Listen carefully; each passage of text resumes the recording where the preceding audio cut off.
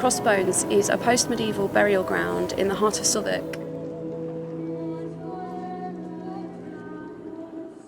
So this part of London, Bankside, and part of Southwark, where Crossbones graveyard is, was a notoriously lawless part of London. It was outside of the jurisdiction of the City of London. There was a lot of gambling here, a lot of brothels, and a lot of poor people lived here. And this graveyard, Crossbones graveyard, was a place where people were buried if they couldn't afford a funeral. It's known as a pauper's graveyard, and it has a very strong identity in this part of Southwark as a place where outcasts were buried, people that were too poor to afford their own funeral, criminals. There was lots of people that committed suicide that may have been buried here, but particularly children were buried here. There was even a school here. This is not a place where people would have wanted to be buried.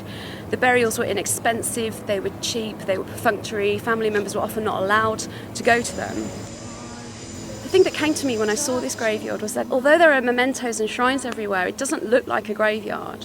There aren't any memorial stones or actual graves that you can see. In fact, there's a cement floor. I wanted to create something that had a visual representation of that, but that also, in a way, respected the people that were buried here and acknowledged their lives and the history.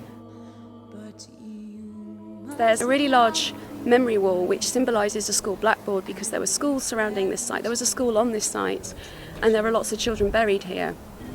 I also decided that the crosses that are featured in the piece would look almost like bits of wood tacked together, like the coffins would have been in the ground.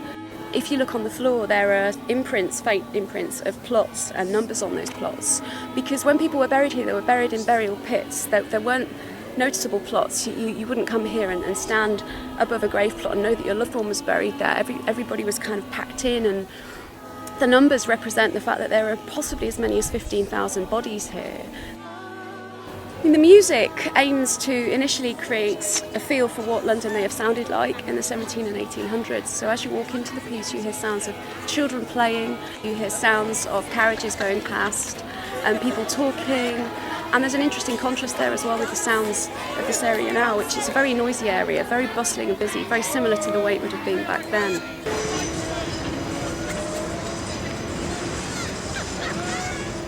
You can hear the bells locally, and there's bells in the piece, and it provides, I suppose, an interesting contrast between the fact that London here is very, very noisy with contemporary sound, but back then this was a really busy, rowdy area.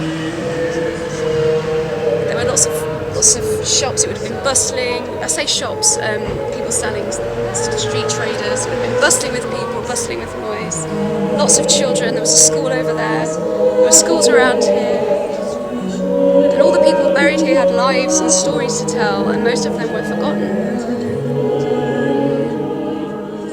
One of the movements in the piece is about a man lying on the grave of his deceased.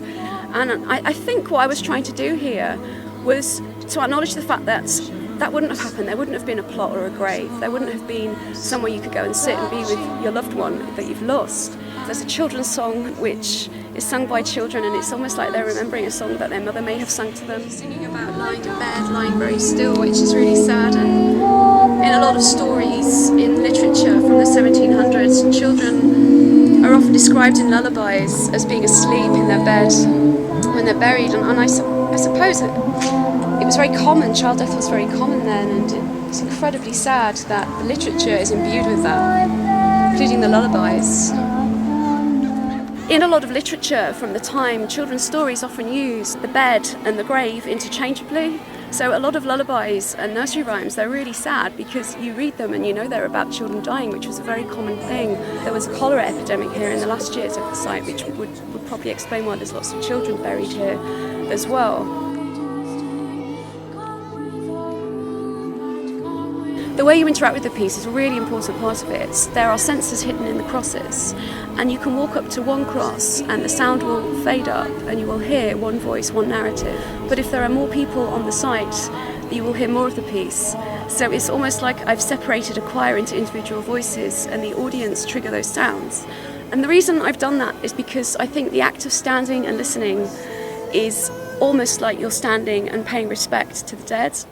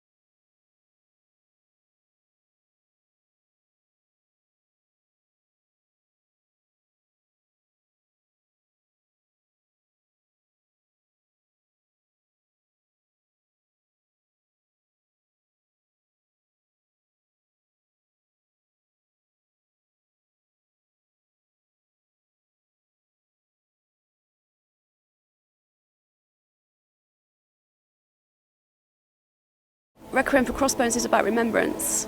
It's about remembering the people that are buried here, acknowledging that they do matter, that they are important, and bringing the histories of this site back to life.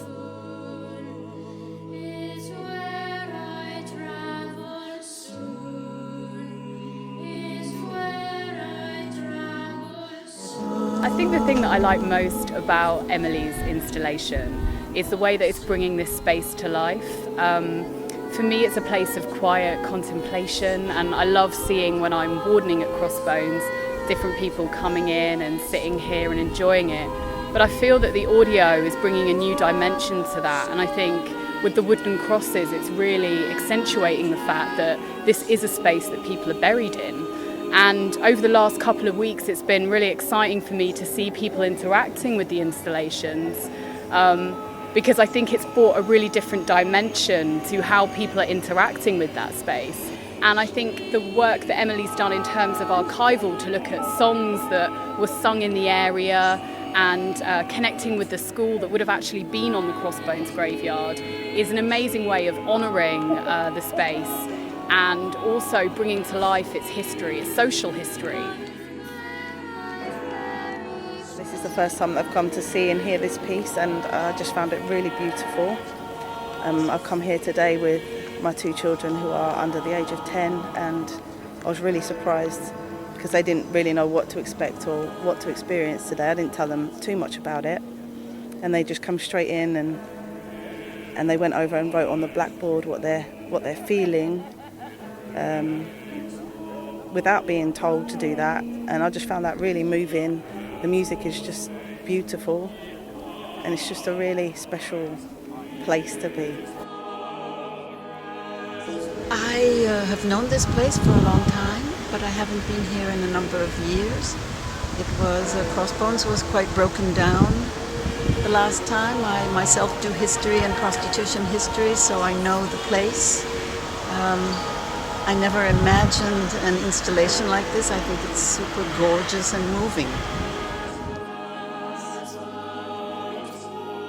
It brings it all home how things were in the past, where people didn't care about that sort of life. You know, they were just buried here, but not very well. No, it's very sad what happened, but it brings it all home.